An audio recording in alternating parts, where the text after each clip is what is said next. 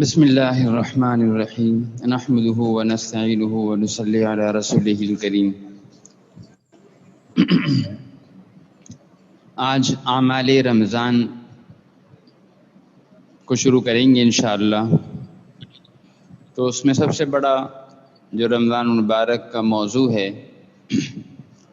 اور جس کے لیے رمضان المبارک آتا ہے، جو سب سے بڑی رمضان المبارک میں عبادت ہے، وہ ہے روزہ۔ اور یہ روزہ ہر مسلمان پر فرض ہے کہ جو مسلمان روزہ رکھ سکتا ہے، کوئی بیماری نہیں ہے، کوئی سفر کی مجبوری نہیں ہے، اللہ تعالیٰ نے اسے صحت عطا کی ہے، تو اس پر روزے کا رکھنا فرض ہے۔ اللہ تعالیٰ کا ارشاد ہے، من شہد منکم الشہر فلیصم، تم میں سے جو اس مہینے کو پالے، جو رمضان مبارک کو پالے، وہ روزہ رکھے۔ تو یہ روزہ رکھنا اس پر فرض ہے، اور یہ روزہ رکھنا اللہ کے بہت ہی زیادہ تقرب کی علامت ہے اور تقرب کا ذریعہ ہے۔ احادیث میں اس روزے کے بہت زیادہ فضائل آئے ہیں۔ یہ روزہ گزشتہ گناہوں کا کفارہ بن جاتا ہے، یعنی اس روزے کی برکت سے اللہ تعالیٰ گزشتہ گناہوں کو معاف فرما دیتے ہیں۔ رسول اللہ صلی اللہ علیہ وسلم کا ارشاد مبارک ہے، من صام رمضان ایمانا و احتسابا غفر له ما تقدم من ذنبه، کہ جو آدمی روزے کو فرض سمجھ کر اور اللہ تعالیٰ سے ثواب کے حاصل کرنے کی نیت سے روزہ رکھ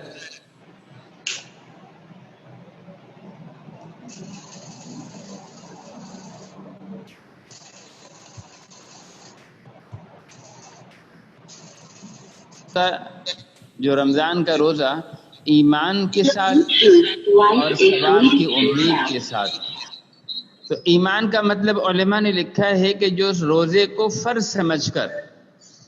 کہ یہ روزہ اللہ تعالیٰ کی طرف سے مجھ پر رکھنا فرض ہے اور اس فرض کی ادائیگی کے لیے میں روزہ رکھ رہا ہوں، اس نیت سے روزہ رکھے۔ اور دوسرے فرمایا احتساباً، احتساب کا عام طور پر تو ترجمہ یہی کیا جاتا ہے کہ جو ثواب کی امید سے، ثواب کو طلب کرنے کے لیے، ثواب حاصل کرنے کی نیت سے روزہ رکھے۔ اس کا ایک معنی تو یہ ہے کہ وہ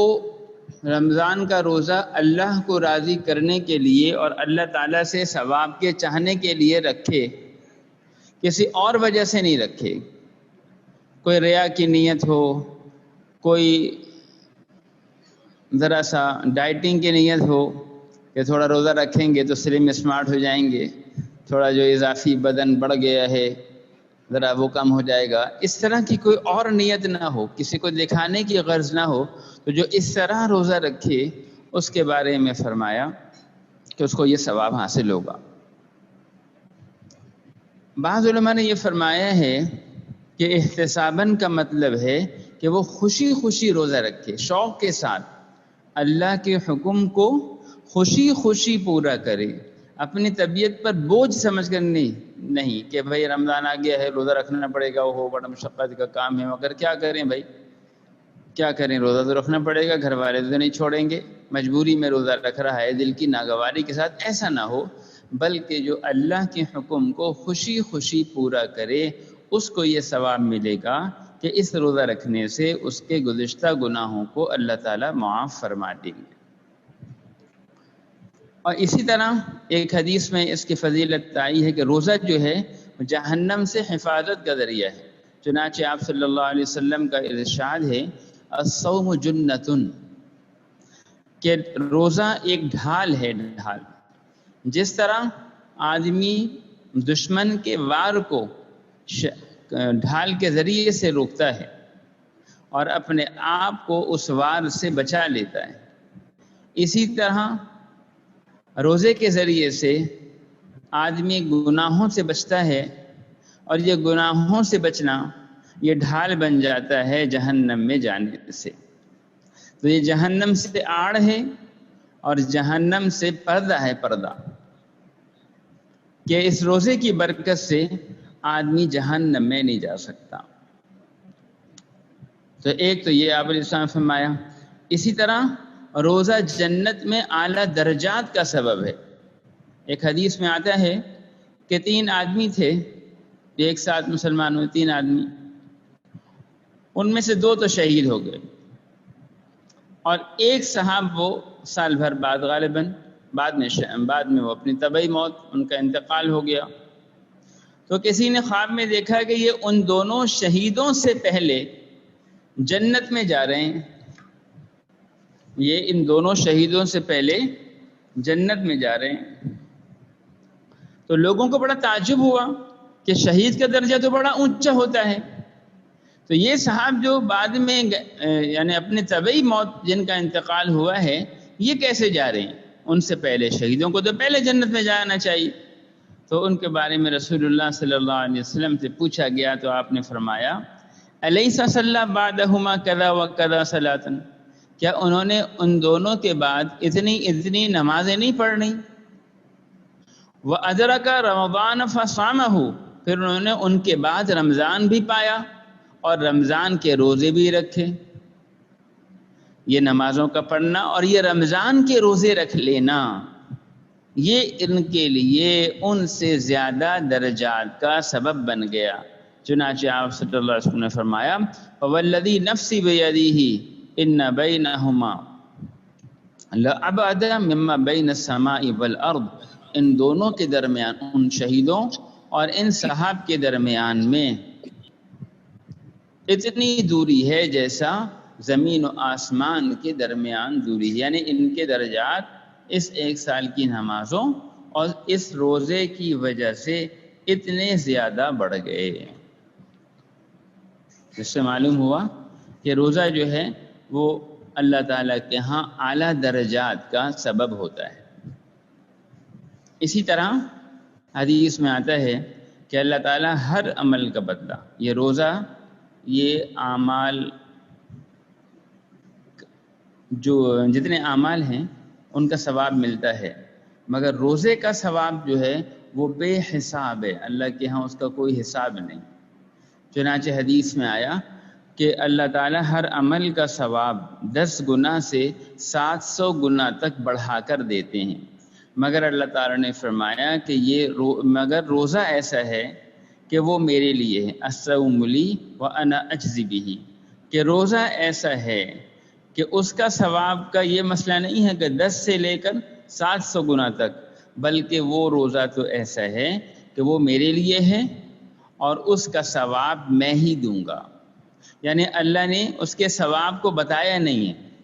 مگر 10 سے 700 کے درمیان بیان کر کے استثناء کر لیا کہ ہر عمل کا ثواب 10 سے لے کر 700 گنا تک مل سکتا ہے، مگر روزہ ایسا ہے اس کا ثواب ایسا نہیں ہے، وہ تو اتنا زیادہ ثواب ہے کہ جو میرے اور بندے کے درمیان میں راز ہے میں ہی اپنے بندے کو عطا کروں گا۔ اس سے معلوم ہوا کہ روزے کا ثواب جو ہے وہ کئی گنا زیادہ بڑھ جاتا ہے۔ اور علماء نے لکھا ہے اس کی وجہ ایک یہ ہے کہ روزہ جو ہے وہ صبر ہے، روزہ صبر سکھاتا ہے، روزے میں آدمی صبر کو اختیار کرتا ہے، اور صبر کے بارے میں اللہ تعالیٰ کا ارشاد ہے انما یوفی الصابرون اجرہم بغیر حساب، کہ صابروں کو جو اللہ کے ہاں سے اجر ملے گا وہ بغیر حساب کتاب ہوگا، اس کی کوئی گنتی نہیں ہوگی، 700 گنا ہے یا جو ہے 10 گنا ہے یا کتنے گنا ہے، اس کی کوئی گنتی نہیں ہے، بغیر حساب۔ تو ان کو جو اجر ملے گا وہ بغیر حساب ملے گا، اس کا اللہ تعالیٰ نے کوئی حساب کتاب بتایا نہیں ہے، وہ اتنا زیادہ ثواب ہے کہ اللہ تعالیٰ نے اس کو مطلق ہی چھوڑ دیا کہ وہ بے حساب ہے، وہ اس کا تصور تم نہیں کر سکتے، وہ جب ملے گا تمہیں اندازہ ہوگا۔ تو اس وجہ سے روزے کا ثواب اتنا زیادہ ہے۔ اور ایک روایت میں تو یوں فرمایا الصوم لی وانا اجزی بہ، کہ اللہ تعالیٰ نے فرمایا سارے اعمال کا تو گویا مختلف اس سارے اعمال کے تو مختلف جو ہیں وہ ثواب ہیں، مگر یہ روزہ ایسا ہے اس کا بدلہ میں خود ہوں۔ تو کتنی بڑی بات ہے کہ روزے کے نتیجے میں اللہ کی ذات خود ہی مل جائے۔ وہ کسی نے کہا نا، تجھ سے مانگوں تجھی کو کہ سبھی کچھ مل جائے، تجھ سے مانگوں تجھی کو کہ سبھی کچھ مل جائے، 100 سوالوں سے یہی ایک سوال اچھا ہے۔ تو یہ بڑی بات ہے کہ کتنا بڑا ثواب ہے کہ اس روزے کے بدلے میں اللہ تعالیٰ خود ہی مل جاتے ہیں۔ تو بہرحال آج ذرا ہماری تاخیر ہو گئی تھی شروع کرنے میں، تو آج اسی پر اکتفا کرتے ہیں، پھر کچھ اور فضائل انشاءاللہ کل عرض کروں گا۔ روزہ یعنی رمضان قریب ہے، تو ہم سب نیت کریں کہ اللہ کو راضی کرنے کے لیے اور اللہ سے ثواب کے حصول کے لیے خوشی خوشی ان فضائل کا استحضار کر کے کہ ایک روزے پر اللہ تعالیٰ کتنے خوش اور راضی ہوں گے اور کتنا ثواب عطا فرمائیں گے، کیسے ہمارے گناہوں کو معاف فرمائیں گے، اس نیت کے ساتھ ہم ان فضائل کے استدعاء کے ساتھ نیت کریں کہ خوشی خوشی ہم روزہ رکھیں گے۔ اللہ تعالیٰ ہم سب کو عمل کی توفیق عطا فرمائے۔ الحمدللہ رب العالمین والصلاۃ والسلام علی رسولہ محمد وآلہ وصحبہ اجمعین۔ اللہم صلی علی محمد عبدک ورسولک وصلی علی المؤمنین والمؤمنات والمسلمین والمسلمات الاحیاء منهم والاموات۔ ربنا ظلمنا انفسنا وان لم تغفر لنا وترحمنا لنکونن من الخاسرین۔ یا اللہ محض اپنے فضل و کرم سے رمضان آنے والا ہے، ہمیں قوت صحت کے ساتھ، عافیت و سہولت کے ساتھ رمضان کے تمام روزے رکھنے کی توفیق عطا فرما دیجیے، اور جتنے بھی